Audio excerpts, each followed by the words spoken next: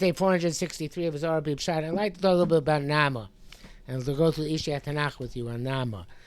The Bereshis Rabbah says two opinions. Nama Ishla Shanoch. I saw the Nama was the wife of Noach. Why they call Nama? Because she did pleasant deeds. Rabbanan say no, it was a different Nama. Noach's wife was not the same Nama mentioned as the sister of Tuval Cain. Why was she called Nama? She made pleasant sounds for Avodah Zarah with her drum. But the Zohar Chodesh says that, which is like our Zohar, Tzadekis Haisav and Ima Masel. She was a Tzadekis and pleasant in her deeds, and she was adept at metal work like Tuva Cain, her brother. And she was called Nama because she was beautiful. And from her came about her descendants, who about whom it says Kitavos Hena, that they attracted the Bnei Elokim with their countenance and their beauty. She was, the Targum Yonason says that she was master of kina, which is lamentation, but also music. So I guess because women are adept at lamentations. And then the Zohar says in the Nama, which we quote here, because here it's in Yud Testament base, so I guess that is the that version of the Zohar that the Isha Tanakh is bringing down. It's called Nama because of her beauty. The Bnei Elohim made the mistake of following her, Azon Azol, like we said yesterday, and they gave birth, and from her them came the Shadim and Lilim in the world. And then there's another Zohar with Zohar Chodesh that says that she was the mother of Ashmedai. The king of Shadim was Nama. So it's not clear if Nama it's the same Nama as the wife of Noach, or it's a different Nama. But in any event, just like Adam was Molid Shading and Ruchim, we said women could do, the Zohar said women could do the same thing, so evidently it could have been the same Nama. And at some period in her life, she was wife of Noach. She gave birth to Shem Chamayavas. Another period of life, she could have been giving birth to Shadim. I think the point we can take from the Zohar is that beauty is a very dangerous thing.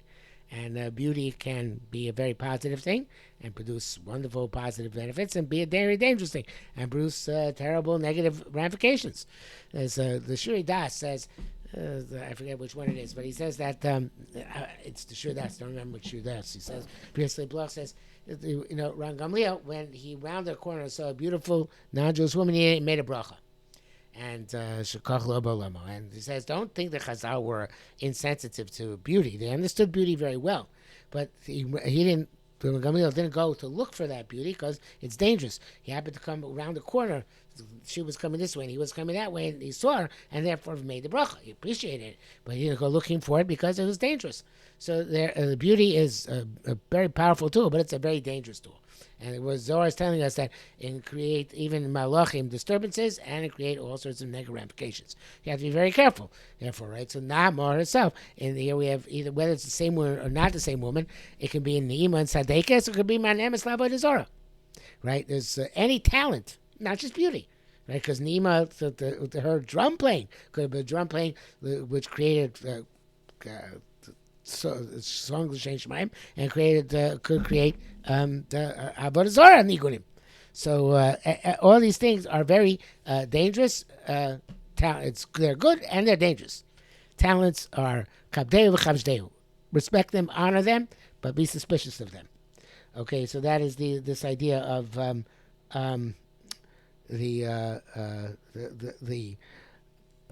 dual nature of Nama, of Neimus, which we have here, right? There's Nimus b'mincha netzach, right? Pleasantness, which is God's right side, so to speak, for eternity. And then there's the Neimus here, which caused Azah and Azal to go astray. So the and this guy, we ended off yesterday with the Nitzutzi Zohar thing, which talked about the two Fachim, the two types of Shadim, the Lilin Shadim, which are the negative ones, and the which cause Morish Chor, and the Machas ones cause frivolity. We're up to Amalei Rabbi Abba. Rabbi Abba said, which is in the first paragraph on the page, 3, 6, 9, 12, 13 lines up. All right, but you said that Namo is Imo Shel Shadim. We said for Imo Shel Shmadoi, but Imo Shel Shadim, same principle.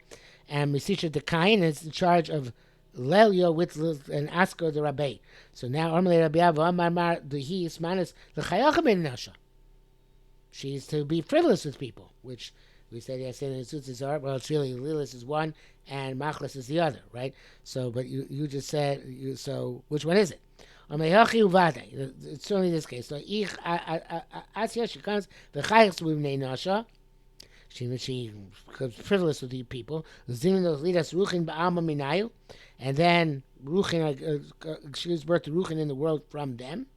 And obviously, we're talking about not now when she's alive, or maybe well, maybe we are. I don't know. But in any event, I think we're talking about in her role as a shade. No.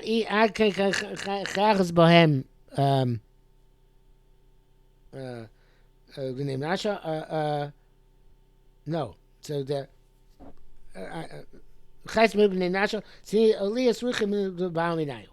so Ad Khan now says Rishim B'chai. But today, until today, Kaimis, she's alive. The Chaycha b'nei Nasha. Armalei Rabbi Abba. So I guess in the Imus and the Chaychos is connected. Armalei Rabbi Abba. Vaynu Mason named Nasha, right?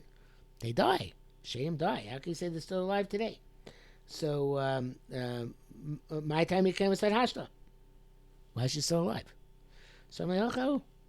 Said, I guess there's Shadim who do have longer lives or eternal lives. Some Shadim die, some Shadim don't.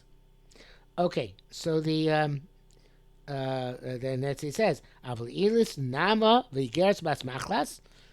We have, I thought we mentioned previously, but she is mentioned in the Gemara.